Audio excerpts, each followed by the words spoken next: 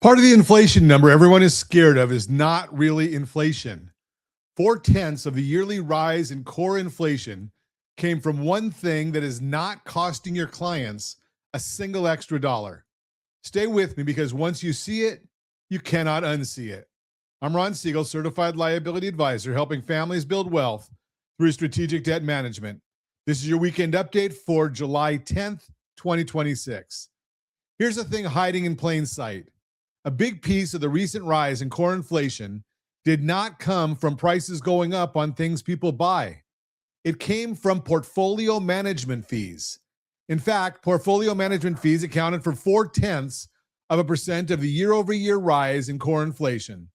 That's a large chunk from one line item. Here's why it matters.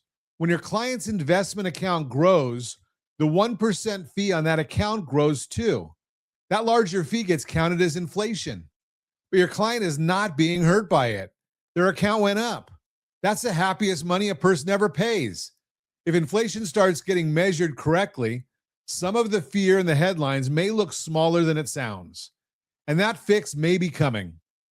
The new Fed chair just put 5 task forces to work, pulling in Fed leaders, central bankers from other countries, and real-world CEOs. One of those groups is taking a hard look at exactly this kind of data. So this is worth watching. So what does this mean for rates? The most recent Fed notes showed a house divided. Some members wanted to hold rates steady. Others wanted a hike.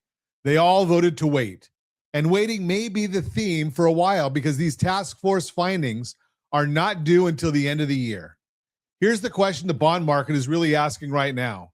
Does the 10-year yield drift down toward 4.20 or climb up to 4.80%? Oil's the wild card. At the moment, oil does not have a strong reason to push above $80 or fall below 64. If the fighting overseas cools off, bond buyers tend to come back and rates could ease. If it gets worse, supply chains take a hit and rates could push higher. For now, the market is holding in the middle. Speaking of oil, the recent drop in oil prices is good news for inflation. Lower oil means less pressure on prices. That's one reason next week's inflation report is expected to come in a little friendlier. One caution, after inflation wages have slipped for 2 straight months because oil ran costs up faster than paychecks. Worth watching. Now, housing. Existing home sales for June came in soft, down 2.4% for the month. But look closer and there are bright spots. The middle price home that sold hit a record high. First-time buyers made up 33% of sales, close to a multi-year high, and supply is still tight. There are only about 1.1 million active listings once you set aside the homes already under contract. Tight supply keeps a floor under home values. That is a useful thing for you to remind a nervous client. As we record this, the market is still open, so these are live numbers. The 10-year Treasury sits at 4.56%. A week ago, it was 4.49%. So yields ticked up a touch. Here's where the weekly mortgage rates landed. The 30-year conventional, 6.65%. The 30-year jumbo is at 6.82%. The 30-year FHA is 6.23%, and the 30-year VA is 6.25%. These are national averages from Mortgage News Daily, not an offer to lend. Here's one to keep in your back pocket for the right client. Not everyone's taxes tell the full story of what they can truly afford to borrow and repay. We have a selection of loan programs built for exactly those people. This week, we're highlighting the DSCR loan. With this one, the property and the income it produces can qualify the loan, instead of leaning only on what shows up on a tax return. If you know someone who owns income property, this is worth looking at. They can get the details at rsrlinks.com/DSCR. That's rsrlinks.com/DSCR because strategy beats rate always. We also shared several featured articles for you this week. A few worth your time. A Trump account isn't a baby perk. It's a retirement account with a head start. Spoiler alert, it's not just for infants. Second, billionaires could pay cash. They could pay cash. They take mortgages anyway.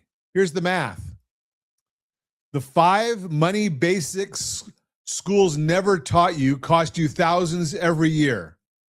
And finally, new rule: starter homes go to families first. Wall Street gets a waiting list. That's the new housing bill that's just going into effect. There are more on the dashboard than the ones I just listed. You'll find them all along with the DSCR loan details on the right side of your dashboard or below the video, depending on the device you're using. Remember, KeySteps is a free platform offering credit monitoring, identity theft protection, and household budgeting tools all in one place.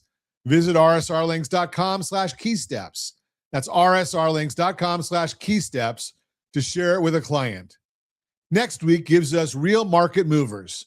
Tuesday morning brings the Consumer Price Index, our next big read on inflation, and the market is looking for a friendlier number thanks to lower oil.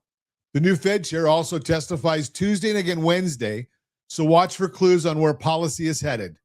Then Thursday, we get retail sales, which tells us how willing people are to spend. That's your weekend update. We appreciate you listening, and I'll speak to you again next week.